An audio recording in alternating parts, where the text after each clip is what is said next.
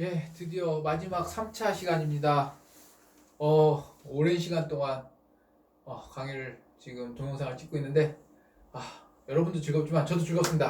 박수 한번 치고 시작하도록 하겠습니다. 저번 시간에 비과세 이자 소득에 대해서 이야기를 했습니다. 비과세 이자 소득이 뭐냐?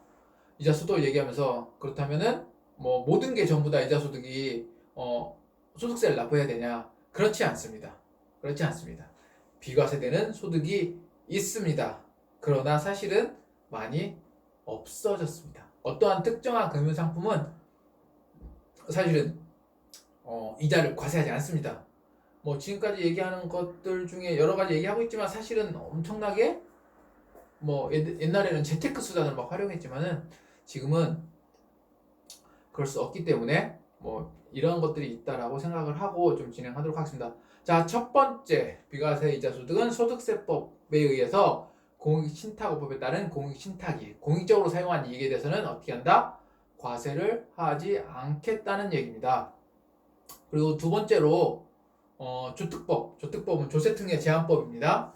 우리 흔히 말하는 장마, 장기 마련주택 저축에 발생하는 이자 소득을 어떻게 한다? 제외한다는 겁니다. 이거는 사실은 지금 없어졌습니다. 없어졌기 때문에 그냥 이런 게 있다. 왜? 아직도 어떻게 한다? 이것을 넣고 있는 사람이 있을 수 있기 때문에 법이 사라진 건 아니죠.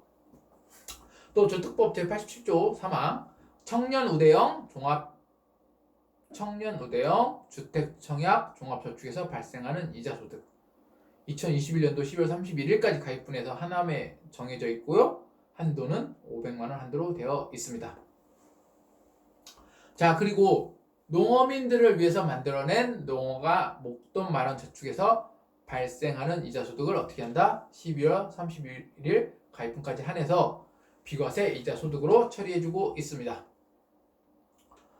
그 이후에는 제65세 이상의 거주자, 장애인, 독립유공자 등에 해당하는 거주자의 비과세 종합저축에서 발생하는 이자 소득은 비과세하고 있으며 농협 등 조합에 대한 예탁금 1인당 3천만 원에서 발생하는 이자 소득은 어떻게 한다? 이자 소득을 제외한다. 근데 한도가 2020년 12월 31일까지 발생분해하게 되어 있습니다. 또한 재형저축과 그다음 개인종합자산관리계좌 IS에서 발생하는 이자 소득은 일정한 한도까지 비과세하고 있고 조특법 91조에 의해서 가입 당시 현역병원의 장병 내일 준비 적금에 가입하는 경우 어떡한다? 일단 소득을 비과세하고 있습니다. 사실은 이런 비과세 항목들에 대한 금융상품에 대한 비과세 항목들은 사실은 거의 없어진 것이 현실입니다. 왜냐하면은 거래 투명화를 하기 위해서 금융상품에 대해서 사실 이자소득을 발생하지 않고 약간 이자소득은 어떻게 한다? 불로소득에 가깝게 생각을 하기 때문에 그런 부분을 어떻게 한다? 소득세를 부과하는 데 사실 목적이 더 많이 있습니다. 그래서 이자소득 같은 경우는 현재 시점에서는 어떻게 보면은 뭐다? 비과세 소득이 거의 존재하지는 않는다 라고 보시면 되겠습니다. 자, 이제 이자소득의 비과세 부분까지 살펴보았습니다. 자, 마지막 시간이니까 여러분들도 힘들고 저도 힘들지만 힘내서 한번 나머지를 이야기하도록 하겠습니다. 자, 이자소득을 발생시키면은 결국에는 그 수입 시기가 결정이 돼야 됩니다. 왜 수입 시기가 중요하냐? 우리는 종합소득세를 신고해야 되는데 종합소득세는 1월 1일부터 12월 30일까지 어떻게 한다? 결정되어져 있습니다. 관련된 부분에 있어서 어느 시점에서 이자소득을 수입하느냐에 따라서 그 시점이 조금씩 달라지면은 이게 올해의 연도의 종합소득인지 차년도의 종합소득인지 아니면 전전년도의 종합소득인지를 파악할 필요가 있습니다. 따라서 이자의 수입 시기를 그래서 중요한 것이라고 생각하게 되는 겁니다. 그래서 이번 시간에 이러한 이자의 수입 시기를 살펴보도록 하겠습니다. 자, 첫 번째로 양도 가능한 채권의 이자 할인액입니다. 기본적으로 이러한 이자를 지급받는 날이 채권의 이자를 지급받는 날이 귀속 시기입니다. 보통예금, 정기예금 또는 적금 또는 부금에도 기본적으로는 이자를 지급받는 날 어떻게 한다? 이자 소득으로 인지합니다. 통지예금, 통지를 통해서 예금을 받는 경우는 그 예금을 인출했을 때 이자 소득으로 가고 있고요. 또 환매 조건부 채권이나 증권의 매매 차익은 약정에 따른 채권은 증권 환매수일, 즉 증권을 환매한 경우 또 매도일을 하고 있습니다. 그리고 저축성 보험의 보험 차익은 결국은 실현된 형태입니다. 결국엔 실현형 형태도 어떻게 돼요? 환급금의 지급일, 결국엔 나한테 돈이 들어오는 이자가 지급받는 날이 뭐가 된다? 채권의 보험 차익이 됩니다. 그리고 또 직장공제 초과 반환금은 약정에 따른 납입금이 추가이익이 지급일, 결국엔 내가 받는 시점이 뭐가 된다? 이자의 지급 시기라고 볼 수 있습니다. 비영업대금, 개인적인 채무에서 발생한 기업들은 어떻게 된다? 약정에 따른 이자 지급일, 이자 지급일이 어떻게 된다? 기본적으로 수입 시기로 보고 있다. 양도가는 채권 등의 보유기간 이자 상당액은 채권 등의 매도일 또는 이자 등의 지급일로 보고 있으며 위에 같은 경우는 상속 개시일 증여일이라고 나와 있는 것들은 여러분들이 그냥 편하게 읽어보셔도 될 것 같습니다. 이러한 기속 시기를 정확하게 좀 살펴보려면은 여기 여러분이 보고 있는 예제 2-1이 있습니다. 예제 2-1을 살펴보면은 어떻게 된다? 각각의 이자 소득 금액을 계산할 수 있는 걸 확인할 수 있습니다. 그래서 좀 더 공부를 하고 싶은 분이 계시면은 관련된 부분을 충분히 풀어보시면은 좀 더 이해하는 데 도움이 되지 않을까 싶습니다. 자, 이렇게 해서 소득세법의 가장 기본적인 이자 소득에 대해서 여러분들 이야기를 마쳤습니다. 그럼 다음은 저희가 배당 소득에 대해서 얘기할 건데, 배당 소득 여러분들 많이 들어보셨죠? 배당이 뭘까요? 배당이 뭘까요? 이렇게 고민을 하게 되지만 사실은 아주 간단합니다. 어떠한 그 법인이나 기업으로부터 이익이 났을 때 그 돈을 배당을 통해서 주주들에게 나눠준 것을 배당이라고 얘기를 합니다. 그러고 보니까 지금 이제 주총 시즌이죠. 주주총회 시즌입니다. 우리나라의 많은 기업들은 법인세 과세 기간을 1월 1일부터 12월 31일까지 정리하고 있습니다. 그러한 그 정리하고 있는 시간에 뭘 하냐? 이 배당을 결정하는 건 주주총회를 위해서 결정을 하게 됩니다. 그래서 주주총회에서 승인이 되면은 배당을 개시하게 되는데 3월 달에 사실 주총을 하게 되죠. 그래서 아마도 주식을 하시는 분들, 그리고 주식을 장기적으로 보유하신 분들은 아마도 배당금 통지서가 아마 받게 될 거고, 최근에는 주식을 갖고 계신 분들은 주주총회가 열리는 것에 대해서 아마 통지를 받으셨을 겁니다. 그러면은 우리가 기본적으로 이번 시간에는 배당 소득에 대해서 이야기를 하도록 하겠습니다. 역시 마지막 시간은 상당히 지치고 힘드네요. 조금 어렵더라도 여러분들이 좀 이해해 주시기 바랍니다.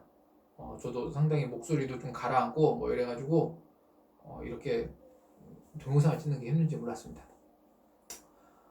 자, 배당소득 범위에 대해서 살펴보도록 하겠습니다. 이 배당소득에 대한 부분은 기본적으로 304페이지 이렇게 또 이쁘게 파란 박스에서 나와 있습니다. 근데 사실은 이 배당소득에 대한 부분을 이야기하려면은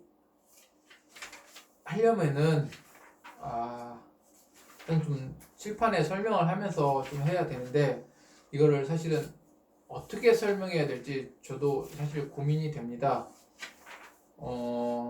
배당소득은 사실은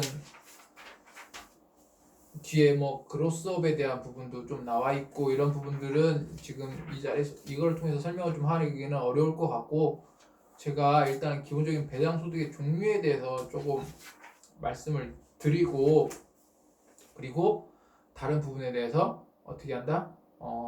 대면 수업을 할 때 좀 설명을 드리도록 하겠습니다. 관련된 부분이 너무 제가 지치다 보니까는 이걸 일일이 좀 다 설명하기 어려울 것 같아서 좀 간략하게 좀 진행하도록 하겠습니다. 자, 첫 번째, 우리가 가장 손쉽게 알고 있는 내용입니다. 내국 법인으로부터 받은 이익이나 잉여금, 배당 또는 분배금을 뭐란다? 배당소득이라고 얘기를 합니다.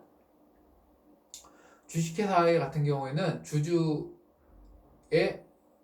의해서 회사가 설립되고 이익이 났을 때 주주들에게 어떻게 한다? 그 이익을 돌려주고 있습니다. 따라서 그러한 이익이나 잉여금의 배당 또는 분배금들은 어떠한 형태로든 배당소득에 해당이 됩니다. 또 하나는 법인으로 보는 단체로부터 받는 배당 또는 분배금을 배당이라고 이야기를 합니다. 그리고 의제배당, 실제로 배당이 이루어지지 않았지만은 배당으로 간주하는 경우가 발생하는 경우가 있습니다. 이런 부분들을 자세한 내용은 뒤에서 배우도록 하겠지만은 실질적으로 배당이 이루어지지 않았지만 배당의 효과를 누린 것들을 세법에서는 의제배당이라고 합니다. 의제배당이라고 해서 그것을 바로 소득세에 과세를 하게 됩니다. 이런 부분에 대해서 어떻게 보면은 세법이 어렵다고 하는 부분들이 이런 부분에서 사실은 나타나는 게 아닌가. 사실 개인 입장이나 또 법인의 입장에서는 나는 받은 게 없는데 왜 소득세를 납부해야 되냐라고 할 수 있는데 이건 소득을 발생시키는 같은 효과를 발생시킬 때는 어떻게 한다? 배당 소득으로 간주한다는 겁니다. 또 하나는 법인세법에 따라 배당으로 처분된 금액, 인정 배당. 이건 법인세법에 자세히 배우겠지만은 이런 데 부분도 어떻게 배당으로 인정하는 부분에서 이야기를 하고 있습니다. 사실은 배당 형태가 여러 개가 있기 때문에 이렇게 사실은 이렇게 단순하게 이해하기는 쉽지는 않습니다. 그래서 책을 좀 하나하나 좀 되짚어 보면서 봐야 되는데 이게 동영상 강의로 제가 이렇게 설명을 통해서 할 수 있는 부분 한계가 있어서 좀 이해해 주시고 관련된 부분은 제가 나중에 대면 수업을 할 때 좀 더 자세하게 얘기하도록 하겠습니다. 그러나 우리나라에서 그 배당 소득이 사실은 차지하는 비율이 생각보다 많지 않기 때문에 어떻게 보면 다른 부분에서 좀 더 중요성은 조금 떨어진다고 생각하면 될 것 같습니다. 왜냐하면 일반적으로 업무를 봤을 때는 배당 소득에서는 커다랗게 나오는 경우가 발생하지 않기 때문에 특정한 경우 뭐 청산이나 이랬을 때는 이제 그 청산의 어떤 일부분의 금액이 뭐 배당 소득화 되는 경우도 있기 때문에 그런 부분에서는 필요할 수 있다라고 볼 수 있겠습니다. 기본적으로 이제 내국법인에 대해서 발생하는 이익과 배당금, 분배금이 어떻게 한다? 배당으로 보고 있다. 그리고 이것뿐만 아니라 외국 법인으로부터 받는 이익이나 잉여금의 배당 또는 분배금도 어떻게 한다? 배당으로 보고 있습니다. 그 다음 보시면은 출자, 공동사업자의 배당소득, 동종기업 과세 등에 따른 동업자에 대한 배당소득 등등등 이런 내용들인데 이것들은 사실은 뒤에 같이 설명을 하면서 여러분한테 드려야 되는데 어디까지 어떻게 설명을 드려야 될지 사실은 저도 조금 난감한 부분입니다. 그래서 이런 부분을 일단 설명은 여기서는 조금 더 일단은 스킵을 하고 기본적으로 그러면은 이러한 배당 소득들이 언제 귀속되느냐를 살펴보도록 하겠습니다. 그래서 여러분들 309페이지에 보면은 배당 소득의 수입 시기가 나와 있습니다.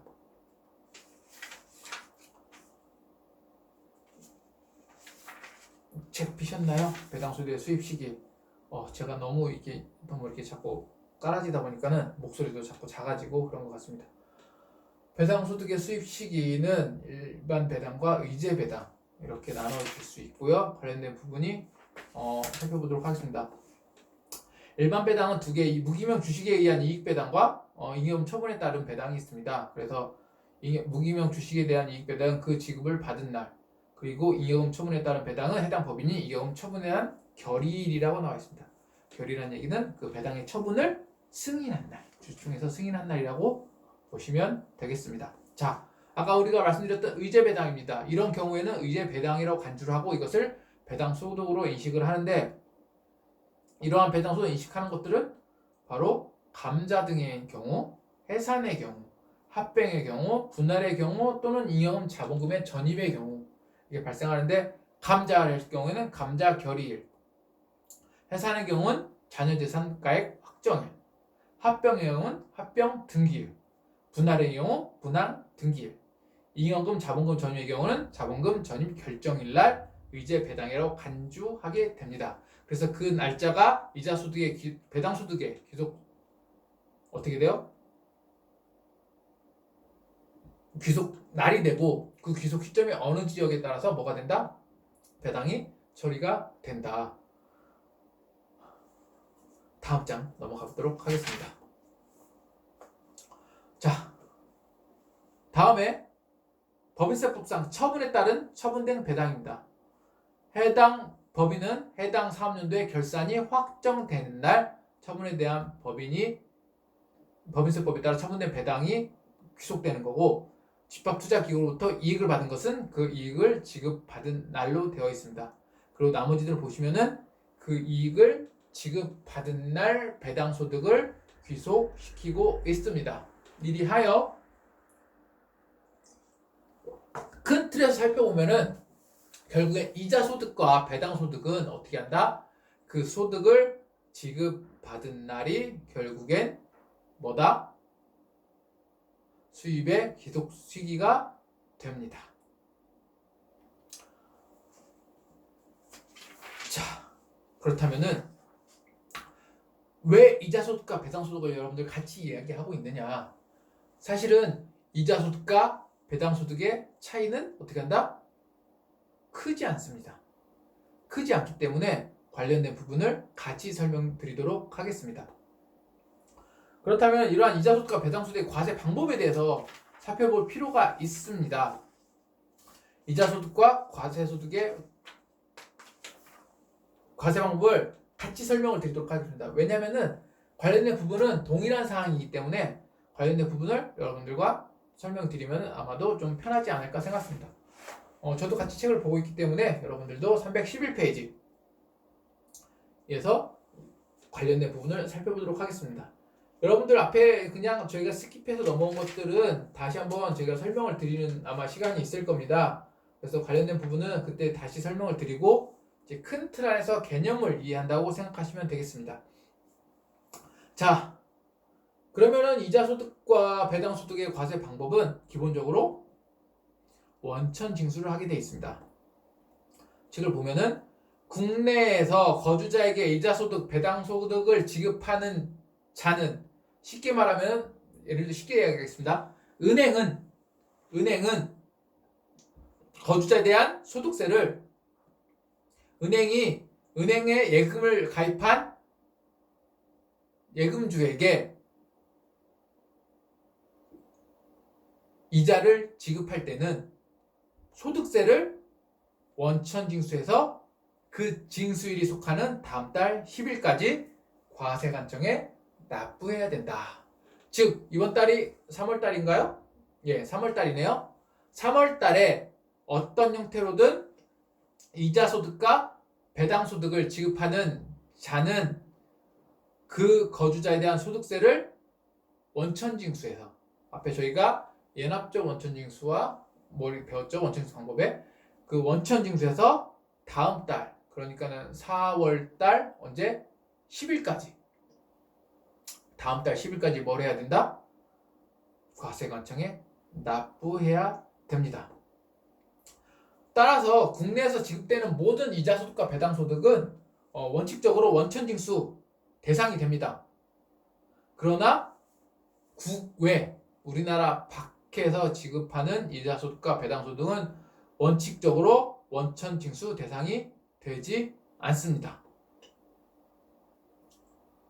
따라서 이러한 부분을 참고하시면 되겠습니다. 일단은 기본적으로 우리나라에서는 이자소득과 배당소득은 원천징수한다. 그러면 그 원천징수 금액이 어느 정도 되냐? 원천징수 의무자는 이자소득과 배당소득을 지급할 때는 그 지급 총액에 대해서 원천징수 세율을 곱하는데 원천징수 세율은 원칙적으로 14%입니다. 14%를 원천징수하고 사실은 여기는 원천세뿐만 아니라 어떻게 해요? 지방세도 포함되죠? 원천세가 소득세가 되면 소득세에 따라서 10%가 지방세이기 때문에 14%, 1.4% 이렇게 징수하게 되어 있습니다. 그래서 원천징수세율은 14%를 어떻게 한다? 원천징수한다.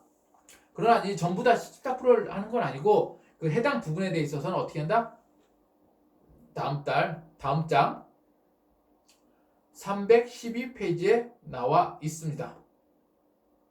그래서 312페이지 표를 보면은 이자소득에 대해서 뭐 채권에 대한 분리과세 신청한 이자소득은 30%, 그 다음 비실명 이자소득 42%, 직장공제 초과 반환금 기본세율 14%, 그리고 조세특례 제한법에 따라서 분리과세 이자소는 9% 또는 14%, 그리고 비영업대금 일반적 이자소득은 14%를 적용하고 있습니다. 그래서 우리가 흔히 말하는 금융기관에서 말하는 이자소득은 14%를 이야기를 하고 있습니다. 근데 우리가 얘기할 때 앞에 보시면은 그러면 왜 이자소득을 납부하는데 국내외 소득만 하냐? 국내 소득만 왜 하고 국외에서 소득된 이자소득은 왜 원천징수하지 않느냐? 이렇게 이야기를 할 수 있습니다. 그런데 원천징수 하는 건 아니고 여러분들 밑에 보시면은 이런 상황입니다. 이자소득과 배당소득에서는 외국소득을 납부한 경우가 발생합니다. 외국 그 현지 거주대 우리나라에서 영입한 외국인들에 대한 소득을 어떻게 해요? 원천징수하게 돼 있죠. 그래서 그런 부분에 대해서는 외국에서 제출한 납부한 소득 금액을 빼고 원천징수를 하게 돼 있습니다. 그리고 외국소득세액이 우리나라의 원천징수 초과할 때에는 어떻게 한다? 그 금액을 없는 것으로 한다. 즉 이거는 이중과세를 방지하기 위해서 한쪽에서 거두면 한쪽에서는 안 걷겠다. 뭐 이런 취지가 들어가 있습니다. 물론 조세 협약에 의해서 같이 판단하고 만들어진 부분이 있지만은 어쨌든 외국에 대한 소득은 그쪽에서 사실 원천징수한다고 생각하시면 되겠습니다. 그래서 외국에서 했던 부분들은 이렇게 달리 적용하고 있음을 알 수 있습니다. 자, 이제 이 부분을 설명을 하고 이번 시간을 마치도록 하겠습니다. 앞에서 설명할 때 저희가 분리과세와 분류과세를 설명을 했습니다. 분리과세는 뭐예요? 분리과세는 앞으로 한번 쭉 넘어가 볼까요? 분류과세는 과세가 어떻게 됩니까? 종료되는 거죠. 근데 분리과세는 제가 앞에서 설명드릴 때 일정한 기간 동안에는 종합과세, 즉 합산하지 않고 그 소득이 지급될 때까지 원천징수함으로써 종료한다. 그럼 일부는 그 시점에 종료한다는데 그 중에 하나가 이자소득이 분리과세 대상입니다. 그러면 어떤 시점에서는 종합과세를 하고 어떤 시점에서는 분리과세를 하는지를 사실은 어떻게 된다? 판단이 되어야 된다는 겁니다. 어떻게 보면은 이자소득에 대해서 가장 중요한 부분이 이러한 종합과세 여부의 판정 기준이 아닌가 싶습니다. 금융소득의 종합과세라는 것은 이자소득과 배당소득을 종합소득에 합산해서 기본세율로 과세하는 제도인데 그런 방법들을 살펴보도록 하겠습니다. 자, 이걸 크게 보면은 세 가지로 나눌 수 있습니다. 세 가지로. 어떠한 특정한 경우에는 무조건 뭘 한다? 분리과세를 한다. 또 하나는 어떠한 특정한 조건이 되면은 뭘 한다? 종합과세를 한다. 그리고 또 하나는 무조건 종합과세 대상이다. 이렇게 크게 세 가지로 나눠 있는데 이거를 잘 파악하지 못했을 때 여러분들이 종합과세 대상이 되는데도 종합과세를 안 하고 분리과세를 했다면은 어떻게 돼요? 신고를 불성실한, 저희가 납세 의무자는 자진납세 신고잖아요. 신고 불성실, 가산세 등등등 여러 가지 페널티를 받게 되어 있습니다. 그래서 세법을 공부하는 것은 이 세법에 대한 전체 내용을 외우는 게 아니라 이 세법을 적용을 어떻게 하는지 내가 찾아볼 수 있는 게 사실은 더 중요하다고 생각합니다. 금융소득에서 이자소득이 발생했네? 그럼 이자소득은 분리과세일까요? 아니면 종합과세 대상일까요? 이 자체는 무조건 종합과세일까요? 확인해서 찾아봐야겠네? 이자소득이 발생했으니까. 사실 이게 더 중요한 겁니다. 이거를 찾을 수 있다는 게, 이거를 찾아야 된다고 인지하는 것이 어떻게 보면은 근본적인 세법을 공부하는 목적이 아닌가 싶습니다. 제 입장에서 생각은 그렇습니다. 근데 아마도 자격증을 준비하거나 시험을 준비하시는 분들은 어차피 외울 수밖에 없죠. 그러나 그렇지 않는다면 사실은 내가 스스로 찾아보고 나서 이것을 이해하고 인지해서 뭐 내가 못하는 부분들은 전문가의 의뢰를 한다던가 뭐 이런 방법론을 찾아내는 것들이 어떻게 보면은 세법의 가장 중요한 부분이 아닙니다. 저도 여러분들에게 소득세를 가리키고 뭐 다른 데서는 법인세를 가리키지만은 제가 이 많은 세법을 어떻게 다 외우고 있겠습니까? 다만 이것을 이해하고 설명을 하고 이것을 봤을 때 또 찾아보고 이렇게 할 수 있는 여러분들보다 조금 더 할 수 있는 그런 능력을 가지고 있기 때문에 어떻게 보면 여러분들 앞에서 강의를 하고 있는 게 아닌가 싶습니다. 자, 마지막으로 이 종합과세와 분리과세 기본적으로 살펴보도록 하겠습니다. 자, 일단은 분리과세 무조건 원천징수 의무자가 과세를 통해서 정부의 과세관청에 납부를 하면은 납세 의무가 종료하는 분리과세를 살펴보도록 하겠습니다. 첫째, 국내에서 지급받은 다음에 이자 배당 소득은 종합소득세에 합산하지 않고 원천징수로 과세를 종결한다. 더군다나 내가 소득자인 나는 더 이상 아무것도 세법에 신고할 납세 의무가 존재하지 않는다는 겁니다. 첫 번째, 2017년 12월 30일 이전에 발생된 장기 채권의 이자와 할인액으로서 분리과세를 신청한 이자 소득입니다. 두 번째로 직장 공제외, 아까 말씀드렸던 경찰 공제외, 과학기술 공제외 이런 것들의 초과 반환금에 대해서는 기본세를 통해서 원천 징수가 완료됩니다. 자, 비실명 이자 소득 및 배당 소득은 원천 징수세율 42%로 어떻게 한다? 무조건 분리과세 처리됩니다. 법원 보완금도 어떻게 돼요? 이자 소득과 분리해서 처리되죠. 자, 여기서 중요한 거는 무조건 분리과세 대상입니다.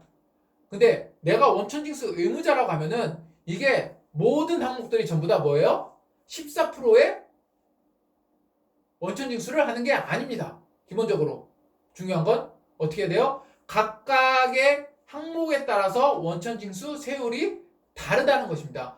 원천징수 의무자는 법률에 정해진 이러한 세율에 따라서 원천징수를 해야지 이것을 달리 적용해서 원천징수를 할 수 없다는 겁니다. 여기서 두 가지 포인트를 잡아야 되는 것은 내가 원천징수 의무자가 입장에서 이야기를 한다면은 이것은 분리과세 대상이다. 그러나 이것은 범위에 따라서 원천징수 세율이 다르다. 결국엔 원천징수 세율을 잘못 적용해서 원천징수 의무자가 납부 금액이 달라진다면은 결국에는 그거에 귀속된 그 실수로 인해서 귀속되는 건 누구한테 귀속된다? 원천징수 의무자에게 귀속됩니다. 그래서 무조건 이런 부분에 있어서는 사실은 확인하고 처리하는 게 중요합니다. 그러니까 예를 들어 업무를 한다고 하면 확인하고 처리하는 게 중요합니다. 그래서 무조건 분리과세라고 해서 14%의 세율을 적용하는 게 아닙니다. 그래서 원천징수 세율을 명확하게 이해하고 어떻게 해야 된다? 적용하고 납부해야 된다. 내가 만약에 14% 세율을 적용해서 납부했습니다. 그러나 이것은 원래는 42%의 세율을 적용해야 됩니다. 그랬다고 해서 내가 납부했다고 해서 이 원천징수에 어떻게 돼요? 과세가 종결되지 않습니다. 종결되지 않기 때문에 그 귀책 사유가 발생합니다. 자, 두 번째로 조건부 종합과세입니다. 위에 무조건 분리과세 위에 이자소득과 배당소득의 합계액에 따라서 이게 어떻게 된다? 달리 적용됩니다. 예, 기본적으로 우리가 은행 이자소득의 그 기본 금액을 어떻게 한다? 얘기하고 있을 때 바로 이 금액입니다. 여러분들의 이자소득이 내가 현금을 통해서 발생한 이자소득이 2천만 원인 이하인 경우 2천만 원 이하까지는 원천징수 의무자인 은행이 어떻게 해요? 분리과세를 통해서 뭐가 됩니까? 과세 체계가 종결이 됩니다. 14%로 종결이 되는 거죠. 그러나 이 전체적인 소득이 2천만 원을 초과하는 경우에는 종합과세 대상이 됩니다. 자, 여기서 짚고 갈 거는 왜 종합과세와 분리과세를 하느냐, 2천만 원 초과했을 때 어떤 이유가 있을까요? 기본적으로 근본적인 이유는 우리나라의 누진세율에 있습니다. 우리가 기본적으로 누진세율은 6%부터 42%까지의 누진세를 적용하고 있지만은 분리과세를 했을 때는 14%의 세율을 적용받습니다. 그러나 종합과세를 할 때는 어떻게 될 수 있어요? 이 14%보다 어떻게 돼요? 더 높은 세율을 적용받을 수 있겠죠. 당연히 있을 수 있습니다. 그렇다면 과세관청에서는 어쩌한 일정한 소득이 넘어갔을 때는 그것을 종합과세로 전환해서 좀 더 어떻게 한다? 높은 세율을 적용하는 방법론을 선택할 수 있다는 겁니다. 물론 종합과세를 했을 때 14%보다 높은 세율이 무조건 나오는 건 아닙니다. 그러나 관련된 부분에 있어서 어떻게 해요? 그럴 가능성이 있기 때문에 이러한 금액에서 2천만을 초과하는 경우에는 어떻게 한다? 종합과세를 진행을 하고 이자소득이나 배당소득이 2천만 원 이하인 경우는 분리과세를 진행하는 거라고 생각하시면 되겠습니다. 마지막으로 조건부 무조건 종합과세입니다. 자, 우리가 조건부 종합과세를 이야기하면서 조건을 걸었습니다. 2천만 원 이하인 경우에는 분리과세를 한다. 그러나 2천만 원 이하인 경우에도 어떻게 한다? 무조건 종합과세를 하는 경우가 발생합니다. 자, 크게 두 가지로 나눌 수 있는데요. 이것은 뭐 가볍게 읽고 넘어가도 될 것 같습니다. 자, 원천징수 되지 않은 이자와 배당소득. 근본적으로 원천징수를 안 했을 때는 국내에서 지급되는 이자와 배당소득은 어떻게 한다? 모두 분리과세 안 됐기 때문에 종합소득으로 들어간다. 그리고 기본적으로 우리나라에서 원천징수 대상이 안 됐기 때문에 분리과세 일단 안 들어갔기 때문에 국외에서 받은 이자소득과 배당소득은 어떻게 한다? 종합과세 한다. 그래서 이거는 조건과 상관없이 금액과 상관없이 2천만 원 이하더라도 무조건 종합과세를 진행하게 되어 있습니다. 그리고 마지막으로 출자 공동사업자의 배당소득도 25%에 대해서 무조건 종합과세를 진행합니다. 그래서 여기서 가장 중요한 거는 조건부 종합과세입니다.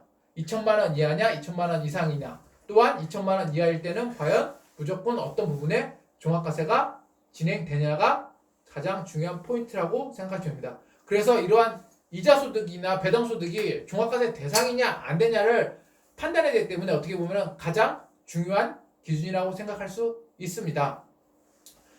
그래서 오늘의 이번 주의 마지막 수업인 3차시 수업을 여기서 마치도록 하겠습니다. 한 주 동안 강의 잘 들으시고 다음 주에 또 다음 뒤에 동영상 강의를 통해서 만나 뵙도록 하겠습니다. 수고하셨습니다.